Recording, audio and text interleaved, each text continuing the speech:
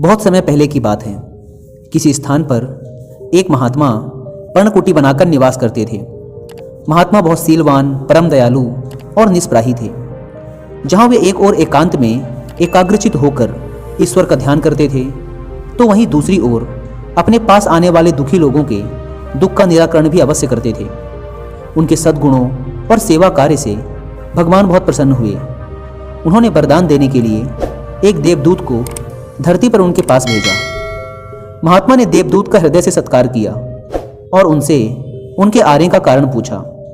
देवदूत ने उनसे कहा, महात्मन, ईश्वर आपकी भक्ति और सेवा कार्य से बहुत प्रसन्न हैं, इसलिए वे आपको वरदान में कोई दिव्य शक्ति देना चाहते हैं। उन्होंने मुझे आपके पास यह पूछने के लिए भेजा है कि क्या आप लोगों को रोग मुक्त करने की शक्ति प्राप्त करना चाहेंगे?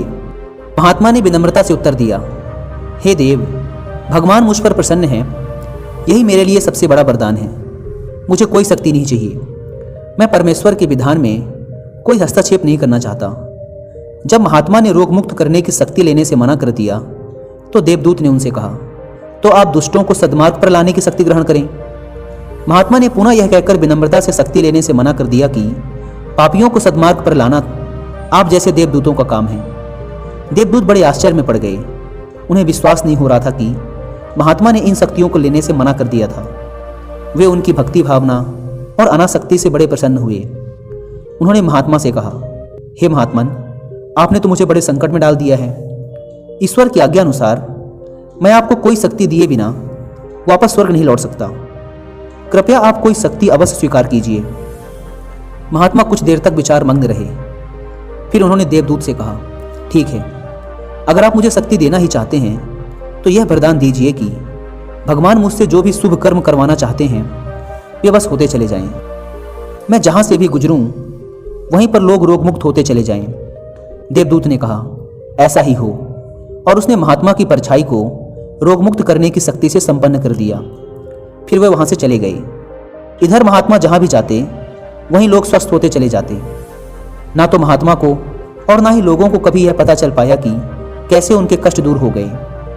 महात्मा को कभी इसका बोध नहीं हो पाया कि वह ईश्वर के कितने करीब थे। सेवा तभी सच्ची कहलाती है जब सेवा करने वाले मनुष्य के मन में जरा भी अभिमान ना रहे। एक मशहूर कहावत है कि जब दान दिया जाए तो उसे इस तरह दिया जाए कि दूसरे हाथ को भी पता ना चले। अभिमानी रहते सेवा संभव नहीं है।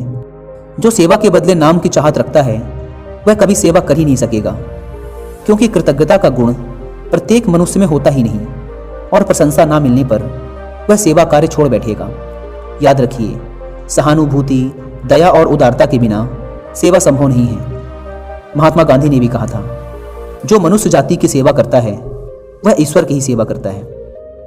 एक बहुत ही महान संत बासिल ने भी कहा था, एक पेड़ की पहचान उसके फल से होती है और मनुष्य की पहचान उसके कर्मों से।